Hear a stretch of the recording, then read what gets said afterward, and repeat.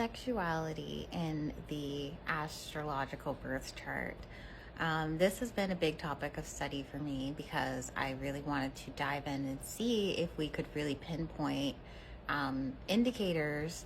And what I found is more of a theory of sexuality. I've also found indicators, but what I want to preface it with is that from what I found through the asteroids and the planets and placements of houses, I have found that sexuality is really an amalgamation of things that include both nature and nurture.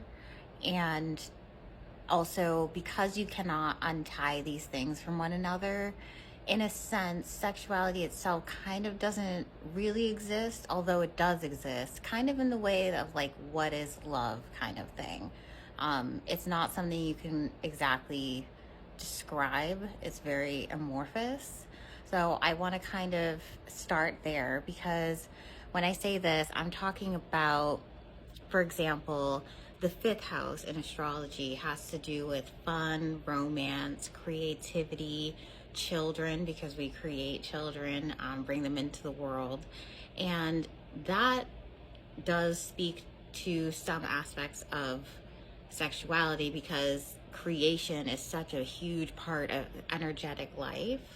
But there's so many reasons for people to either want to create more people or to not. And the ways that we express our creativity is completely entangled in sexuality as well.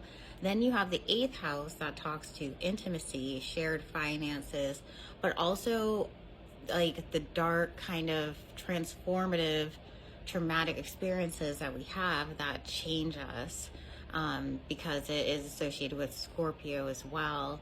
And because our experiences and our trauma is something that we can't completely untangle from ourselves, it is intertwined with sexuality as well as how we want to express ourselves and our affection, which you could think of as Venus, and Mars, which is our actions, our passion. Also the traditional ruler of Scorpio. Mars has so much to do with it because what we're feeling, our emotional states, our internal subconscious, all the experiences that we had go into what dictate how we want to express those energies.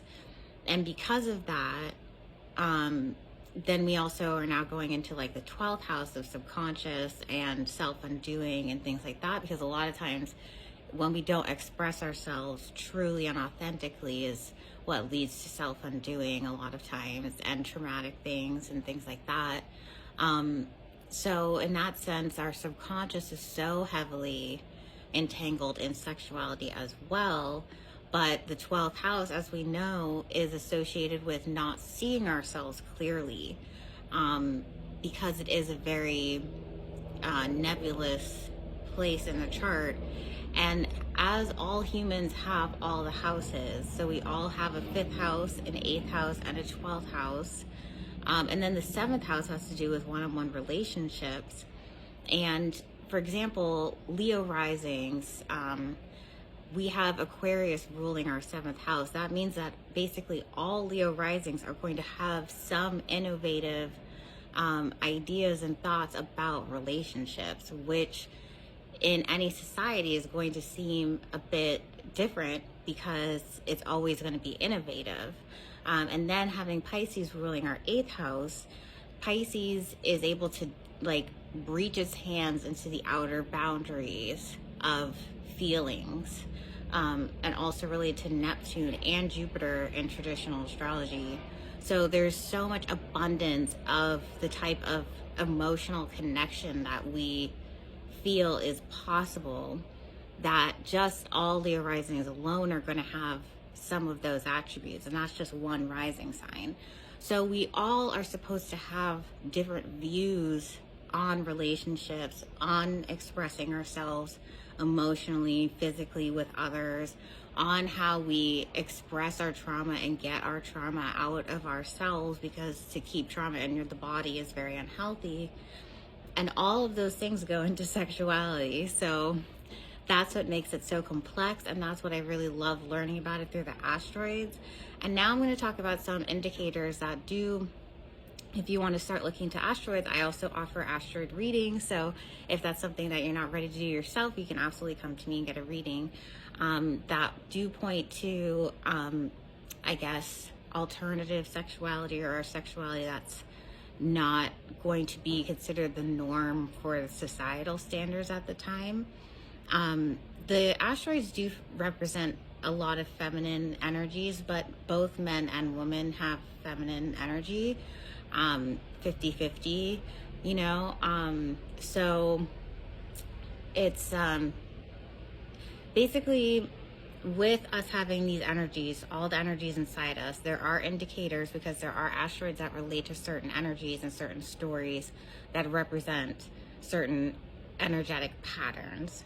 So for example, Ganymede is a story where Zeus basically kidnaps this boy and makes him into his like personal assistant.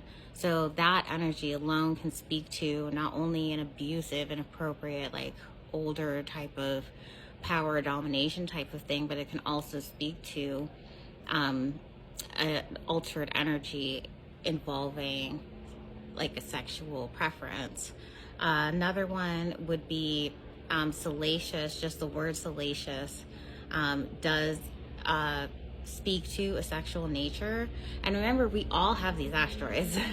We all have all the asteroids, and that's why sexuality is not really something that we can put into a box, because we all have it in different combinations. So that means that the entire spectrum, it would be represented throughout all people.